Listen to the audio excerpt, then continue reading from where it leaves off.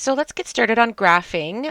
Today what we're going to do is we're going to enlarge this cat by taking our ruler and drawing a box around our cat, making sure that the box is touching parts of the cat. We don't want to have too much space around or surrounding it.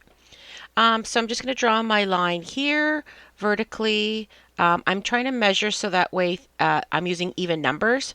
So you can see the bottom's 10 centimeters and then the side is going to be 13 centimeters. Then what I'm going to do is I am going to give myself little ticks every centimeter, so 1 centimeter across. And then what I want to do is 1 centimeter along the side. So each side is the same distance. So this is a 1 centimeter graph. So you can see I've got my points. And then what I'm going to do is, in order for me to make a straight line, I want to do the same thing on the top. So every centimeter, I'm going to give myself a little tick. And that way it'll help me make some straight lines. So I'm going to go ahead and do this. And so 1 centimeter across. So that way, what that'll do is allow me to line up my ruler and it will help me create straight lines. So I'm going to go ahead and create my vertical graph lines.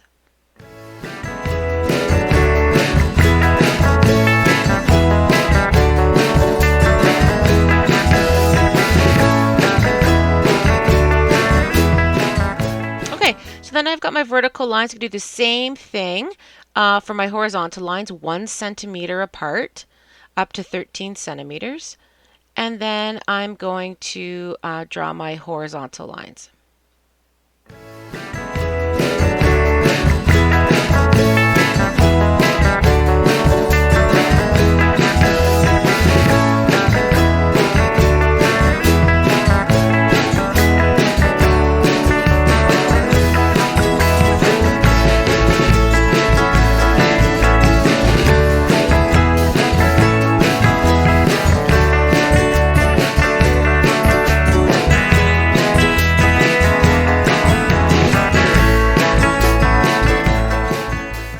So there's my graph, and then so it's 10 by 13, and I'm going to go ahead and number them. I'm starting on the line.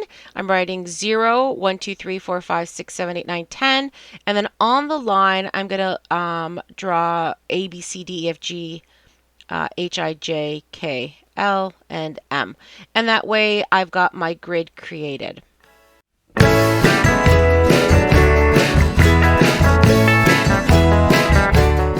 Okay, so next I'm going to take a small piece of paper. I've taken a sticky note here and I've cut out a 1 by 1 centimeter square just to help me later on when I want to start my drawing. Some people find it helpful to isolate part of your image. So it's up to you, but this is a good strategy for you to use.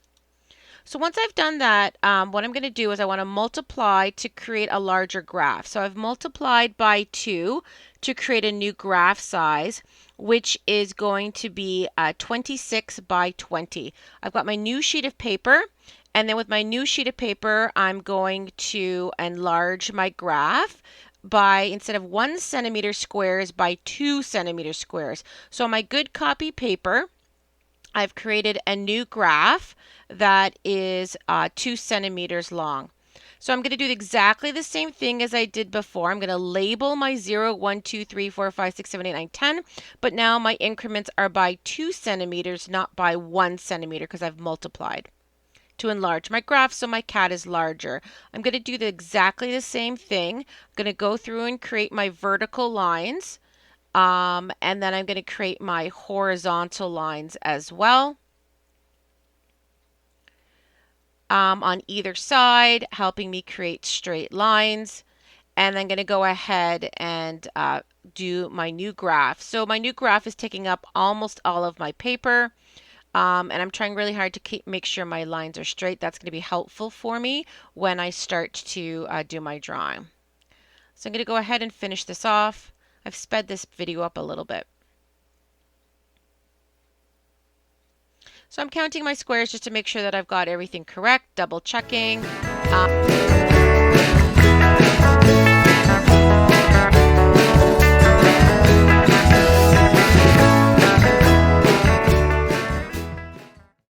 Okay, so let's get started to drawing. So what I like to do is I use my finger to place where my graph is going to be. I isolate that area with my pink cutout, and then I just concentrate on drawing that one square. So I'll move that cutout around to help me isolate that area, and I'm just going to draw whatever is in that square. If this strategy doesn't work for you, then don't worry about it. But that helps me sort of isolate and know what it is that I want to sort of be working on. And then I sort of double check, what I'm working at. So if I'm working between 7 and 8, and then between B and C, I sort of just keep double checking that. So I'm going to go ahead and continue to draw this out. I'm going to I'm speeding up the video just so that way you can check it out.